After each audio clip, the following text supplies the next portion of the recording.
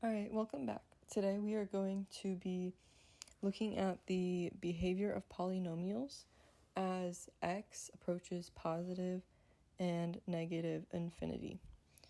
So, the two things that we're going to consider, given a polynomial with degree n, so p of x with degree n,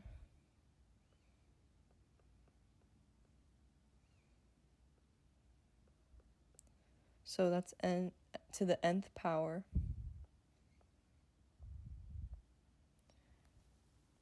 and a leading term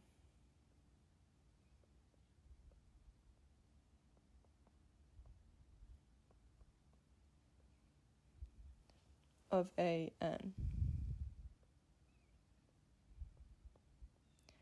an x to the nth power.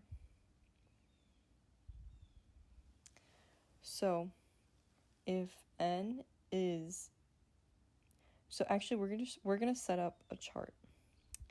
So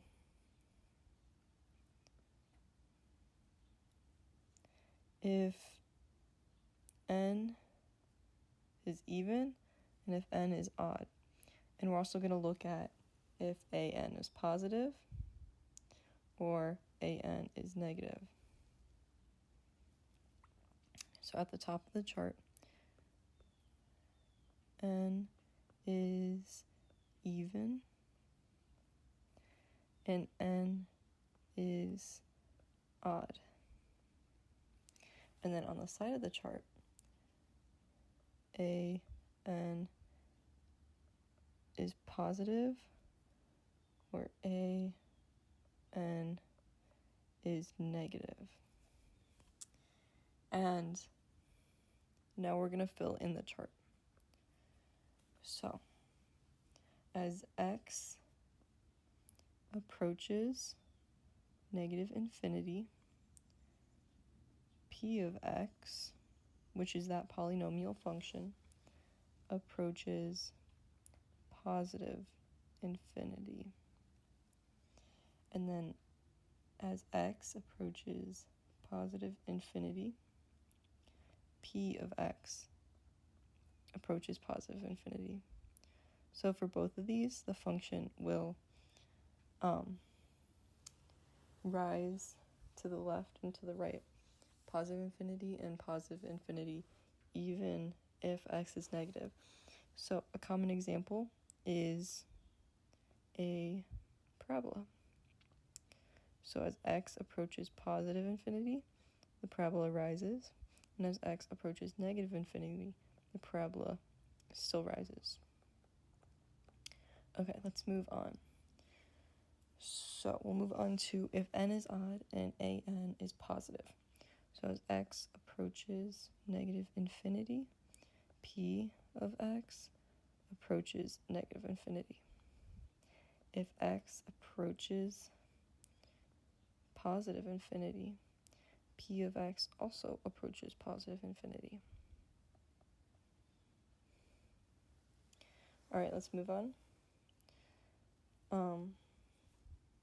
So we'll do an is negative and n is even. So an example of n being even and an being negative is negative